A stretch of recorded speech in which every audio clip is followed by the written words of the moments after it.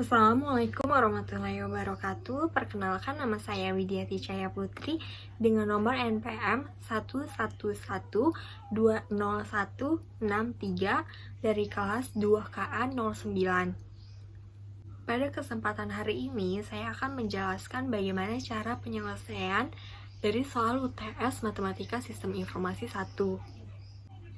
Pada mata kuliah Matematika Sistem Informasi 1, saya dibimbing oleh Ibu Yiradiana Sholyati. Baik, kita langsung ke penjelasan bagaimana cara menyelesaikannya, dimulai dari nomor 1. Sebuah contoh himpunan hingga yang terdiri dari 3 himpunan, kemudian buatlah perhitungan anggota, diagram Venn, dan cara penyelesaiannya. Pada himpunan A, di sini saya memberi anggota 3, 7, 10, 15, dan 17. Pada himpunan B, saya memberi anggota 1, 4, 7, 17, dan 19. Pada himpunan C, saya memberi anggota 3, 5, 10, 7, 17, dan 18. Perhitungan anggota yang pertama, A gabungan B gabungan C, itu ada 1, 3, 4, 5, 7, 10, 15, 17, 18, dan 19. Pada perhitungan yang kedua, ada A irisan B irisan C, itu ada 7 dan 17. Perhitungan yang ketiga, ada A irisan B, yaitu 7 dan 17. Perhitungan yang keempat, yaitu A irisan C, terdapat 3, 7, 10, dan 17. Selanjutnya ada B irisan C, terdapat 7 dan 17. Selanjutnya jumlah dari gabungan himpunan A, B, dan C itu ada 10 anggota. Berikutnya jumlah dari irisan A, B, dan C itu ada 2 anggota. Selanjutnya jumlah dari himpunan A itu ada 5 anggota, jumlah himpunan B ada 5 anggota, dan jumlah himpunan C ada 6 anggota.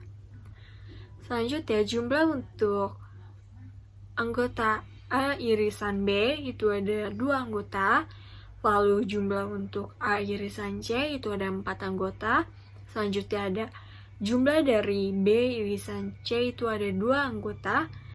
Lalu untuk mencari jumlah N gabungan A, B, dan C itu menggunakan sebuah rumus. Rumusnya yaitu NA ditambah NB ditambah NC dikurang NA irisan B dikurang NA irisan C dikurang NB irisan C, lalu ditambah dengan N irisan A, B, dan C.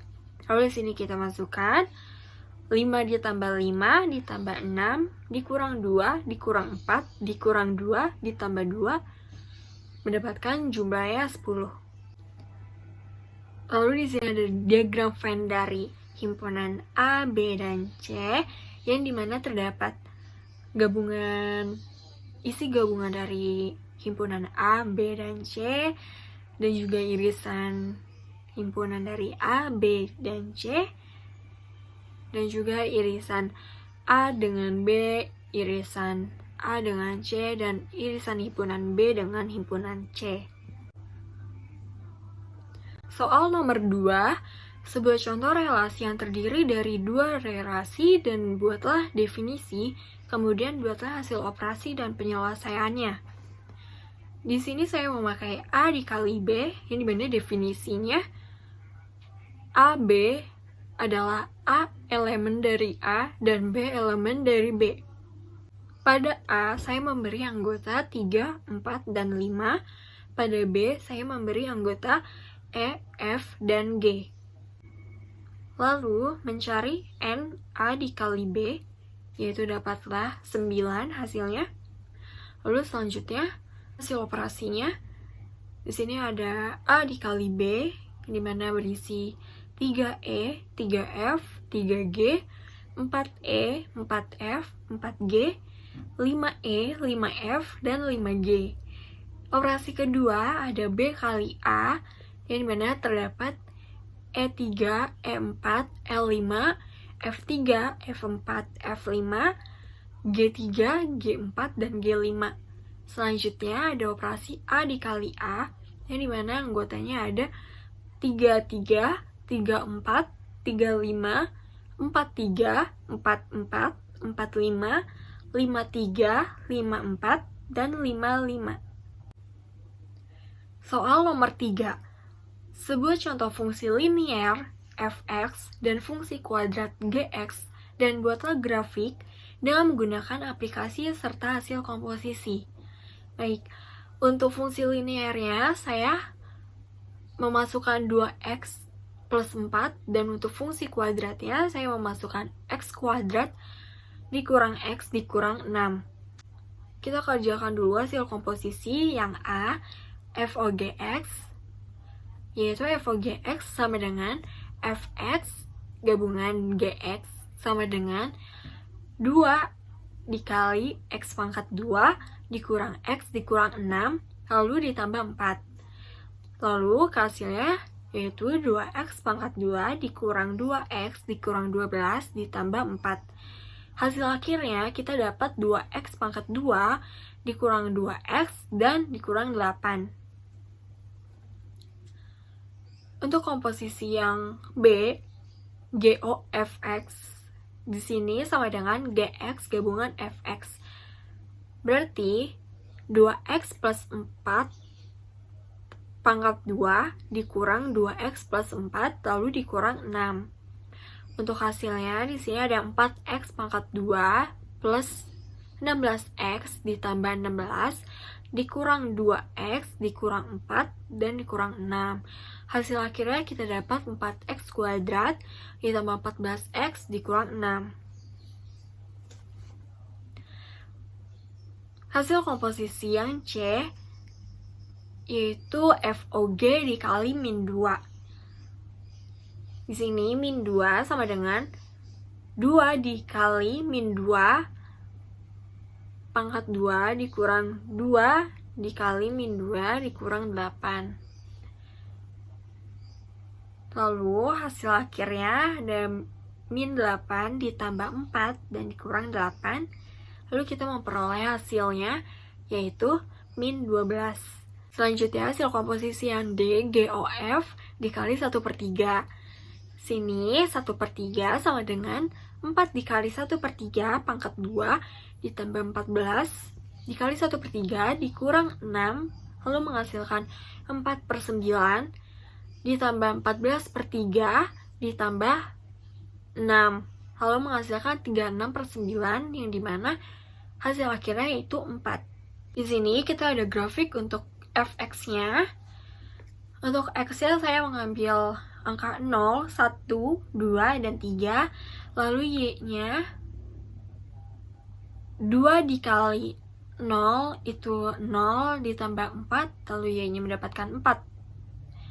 Lalu untuk selanjutnya 2 dikali 1 yaitu 2 ditambah 4, 6. Lalu y2-nya kita mendapatkan 6. Selanjutnya 2 dikali 2 sama dengan 4 tambah 4, 8. Dan y3-nya berarti kita mendapatkan 8. Lalu yang terakhir 2 dikali 3 sama dengan 6 ditambah 4 sama dengan 10, berarti y4-nya kita mendapatkan 10.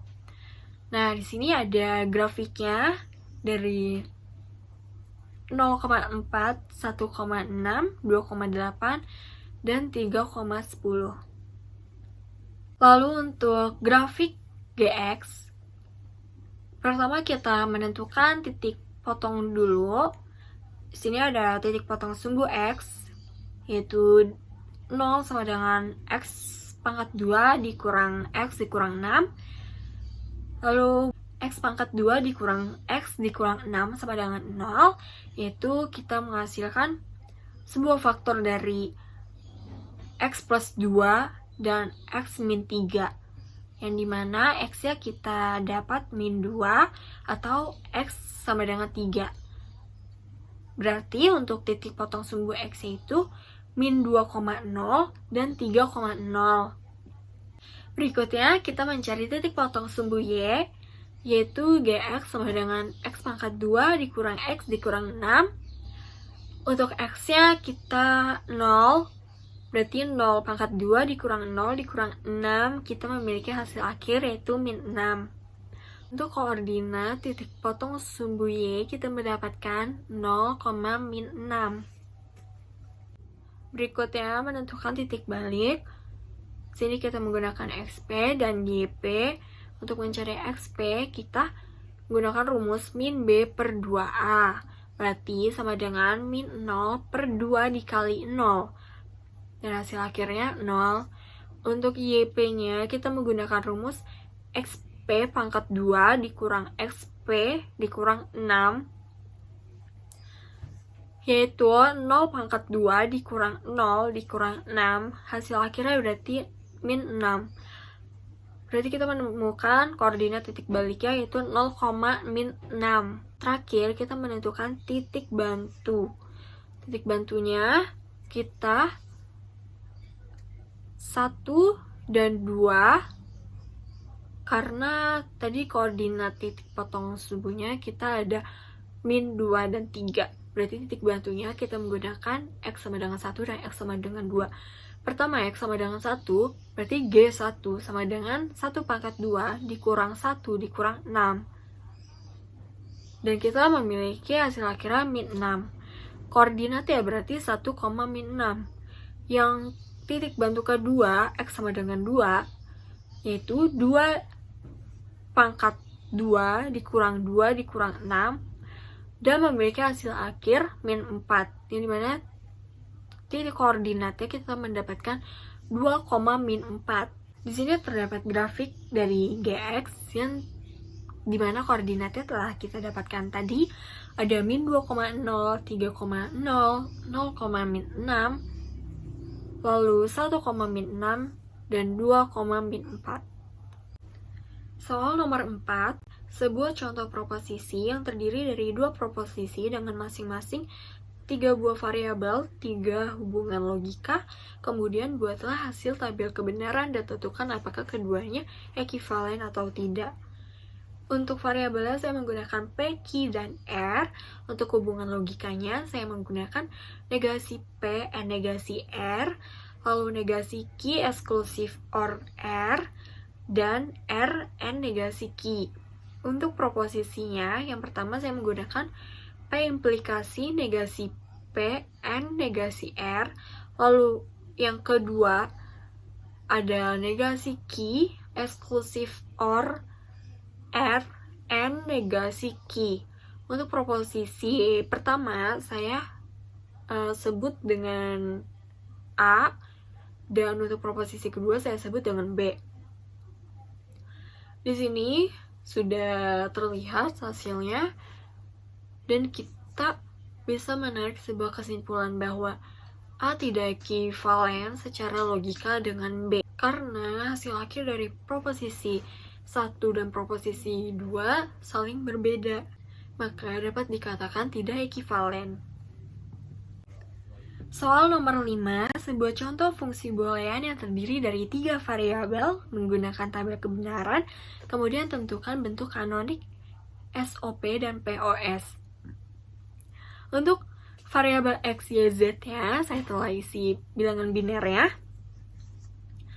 Dan untuk F, X, Y, Z-nya juga telah saya isi bilangan binernya, sehingga kita menentukan SOP dan POS-nya. Pertama di sini ada SOP, di mana fokus dengan angka 1. Di sini angka 1-nya kita terdapat di baris 3, baris 4, dan baris 8. Sehingga didapatkan S komplement Y, Z komplement ditambah X komplement Y, Z ditambah X, Y, Z. Atau bisa juga dikatakan M2 ditambah M3 ditambah M7, sehingga jumlah deretnya 2, 3, dan 7.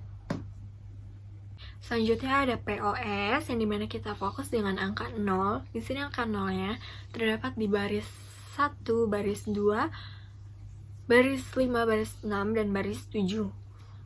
Sehingga didapatkan X tambah Y tambah Z, X tambah Y tambah Z komplement, X komplement ditambah Y ditambah Z, lalu X komplement ditambah Y ditambah Z komplement, lalu X komplement ditambah Y komplement dan ditambah Z. Atau bisa juga dikatakan dengan M0, M1, M4, M5, dan M6. Sehingga sial kali deretnya yaitu 0, 1, 4, 5, dan 6. Sekian penjelasan dari cara penyelesaian soal UTS Matematika Sistem Informasi 1. Kurang lebihnya mohon maaf. Terima kasih. Wassalamualaikum warahmatullahi wabarakatuh.